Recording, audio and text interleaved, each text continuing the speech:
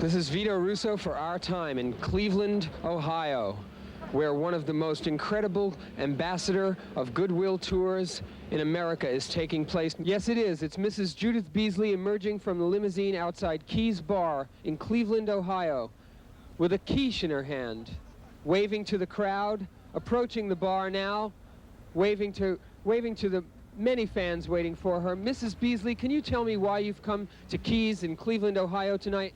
Well, as you may know, it was been publicized in quite a few of the papers across the country. I am on a goodwill tour as a goodwill ambassador on behalf of the League of Concerned Citizens from Calumet City, Illinois, which is my hometown, and I'm so proud of it.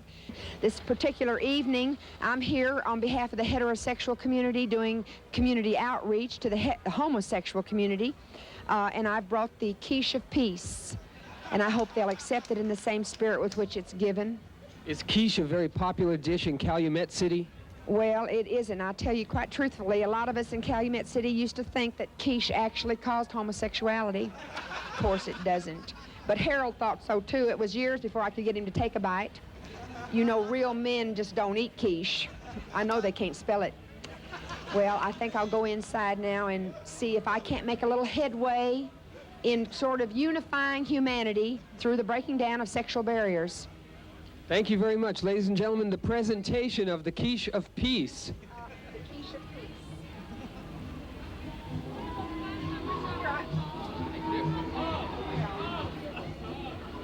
Peace. Do you think that was in the spirit in which it was intended? Well, they didn't act like they wanted me to come inside, did they? Well, maybe they don't want to be photographed. Well, you know, and I don't blame them. They're very vulnerable in this society. I think what we'll do, we'll just lower our cameras down about 1.5 feet and we'll go inside and leave them their anonymity. Yeah, right. I've been persuaded, I don't know how they did it, but I've been persuaded to have a beer by myself away from home. I don't know what Harold's going to think, but I guess it'll loosen me up and enable me to converse and talk with these people on a more kind of personal and warm level.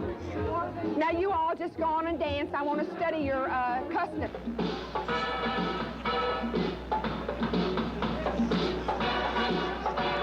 You know, it saddens me because so often as I've traveled around the country visiting these establishments, so many of the young women I've talked to, first of all, they will not let me shoot them from the waist up. And that hurts me deeply. You know, I think it's so important that a person stand up and be proud of whatever it is they are. So for us to shoot them from the knees down, it's as if this part of them does not even exist. And you know, that's where their heart is.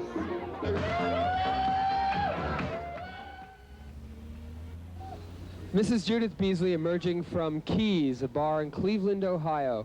Mrs. Beasley. Well, I know why we don't see many homosexuals on the street. They're all in there. And if you go inside, I think you can get a piece of that quiche.